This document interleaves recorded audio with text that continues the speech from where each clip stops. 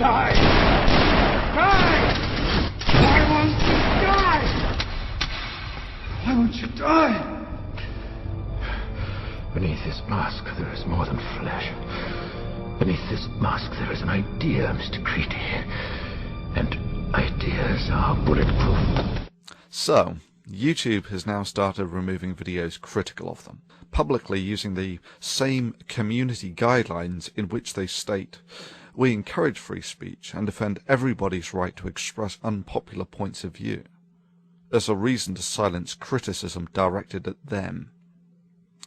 Having long failed to get a response from YouTube over its inability to correct mistakes or offer protection from users being subjected to harassment by such mechanisms as bot voting by a small number, I decided a more direct approach was required. The Achilles heel of YouTube is without question their advertising unit. You must have noticed the progressive spread of ads over YouTube. Given that YouTube is driven by profits, and that they make their profits off of adverts, this is the one channel of communication they cannot afford to make convoluted or intentionally difficult to use. They have to read these emails. It is essential to their financial survival of their profits. I had suggested that people write to YouTube via this mechanism. I timed the release of the video to be about 6 p.m. Friday Pacific Standard Time, to coincide with the YouTube staff going home for the weekend. Less than 12 hours later, the video was removed for community guidelines violations.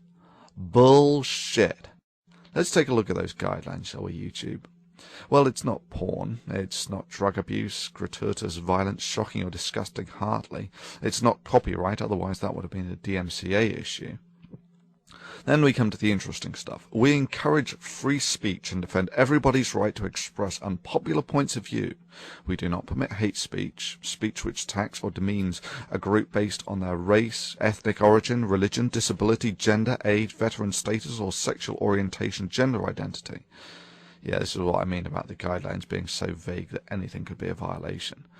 But anyway, it's not that. It's certainly not hate speech, and this is certainly a free speech issue. Things like predatory behavior, stalking, threats, harassment, intimidation, invading privacy, revealing others' personal information, and inciting others to commit violent acts or to violate the terms of use are taken very seriously. Anyone caught doing these things may be permanently banned from YouTube. Harassment? Nah. This was encouraging users to voice legitimate concern. Personal information? Well, I did include Susie Ryder's name. But then again, this was on the video on her advertised channel. I gave away no information that wasn't the first thing that came up when you typed the information on her YouTube advertised video into Google. In any event, it's not personal information. This is just the contact information for the ad sales director of YouTube. This would be like claiming that asking someone to write to President Hussein at the White House is giving away their personal information.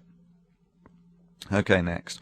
Everybody hates spam. Don't create misleading descriptions, tags, titles, or thumbnails in order to increase your views. Well, it's none of those. It is not okay to post large amounts of untargeted, unwanted, or repetitive content, including comments and private messages. No, no, and no.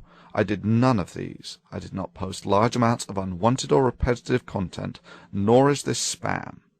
This was the YouTube community expressing its opinion to YouTube. And yeah, for even suggesting that people commit the crime of letting YouTube know the areas of weakness in their system, they took my video down for violation of community guidelines. I call bullshit on that.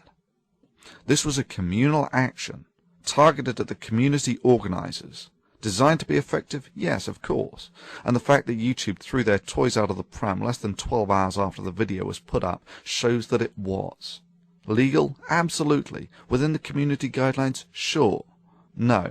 This action would be more akin to a group writing letters to a government about the concerns they have.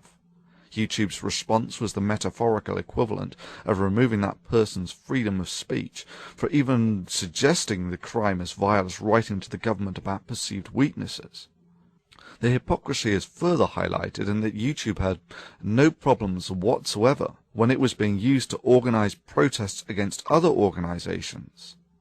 However, when the protest was against YouTube itself and targeted the obvious Achilles heel of its advertising department, they threw a hissy fit. So much for all those pious words about we encourage free speech and defend everybody's right to express unpopular points of view. Sure, when I did this I knew it was a calculated risk. I just figured that YouTube regarded its corporate image more highly than to burst into tears and throw its toys out of the pram at the first sign of someone organizing a protest against them. Evidently I made a mistake. So what have we learnt from this? Well, firstly, YouTube has shown us that they get real pissy when you write to its advertised channel. The one channel of communication, it needs to be clear and easy to use. Secondly, YouTube's guidelines regarding encouraging free speech and defending everybody's right to express unpopular points of view does not extend as far as videos critical of YouTube or suggesting protests against it. Let me just conclude this by listing the second weakness of YouTube, just to make it explicitly clear. If you are one of the relatively few who has a big channel, then YouTube has you by the balls. You put a lot of work into it, and YouTube can shut you down at the flick of a switch. If you have a small channel, and there are millions of you who do, then you have YouTube by the balls. YouTube cannot afford the time to flip millions of switches. In essence, the subscribers and fans are the only real defense of big users against YouTube. In this sense, I thank all those who mirrored the original video. A very good strategy.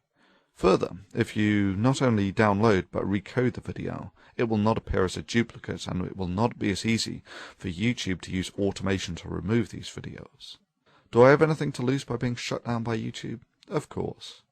If you just take the 30 or so Why Do People Laugh at Creationist videos, and take into account the fact that they took about 2 working days on average to make, that's about average.